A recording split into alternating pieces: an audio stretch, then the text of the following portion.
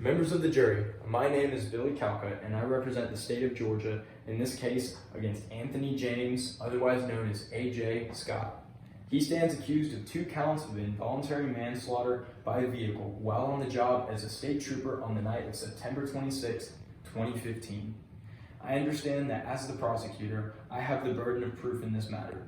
That means that it is my job to prove this case to you, beyond reasonable doubt, that the defendant was indeed responsible for the deaths of 2 16-year-old girls, Kylie Lindsay and Isabella Chinchilla. I believe that the state has overwhelmingly proven that this case was indeed committed beyond reasonable doubt. Good people of the jury, involuntary manslaughter is defined as such: commission of a lawful act in an unlawful manner when someone causes the death of another human being without any intention to do so. And by this commission of a lawful act in an unlawful manner, it is likely to cause death or great bodily harm. A person who commits the offense of involuntary manslaughter shall be punished for a misdemeanor. According to the state of Georgia, involuntary manslaughter upon conviction is punishable by imprisonment for not less than 1 year, nor more than 10 years for each individual homicide. Beyond a reasonable doubt means that the doubt of a fair-minded, impartial juror honestly seeking truth. In order for the court to achieve this, we must consider all the facts. Has the state met the burden of proof required? Let us go back and take a look at all the evidence.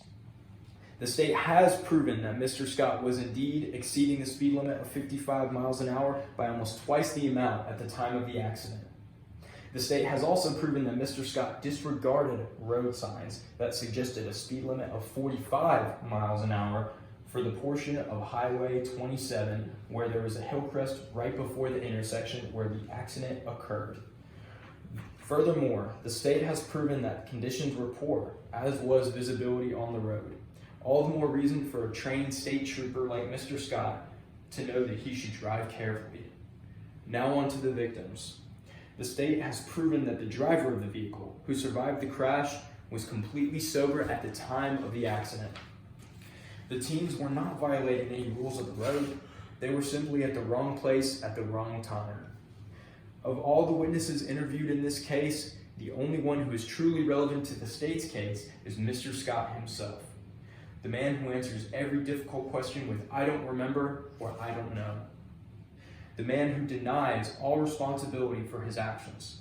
The very same man who was driving 90 miles an hour in a 55, hit a car, murdered 2 teenagers, and severely injured 2 others. This case is a classic example of abuse of power.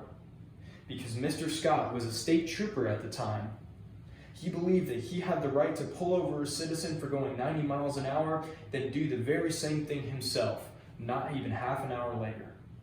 Not only did the defendant commit negligent homicide, he stole the hope and joy from 4 parents who are in the courtroom with us today.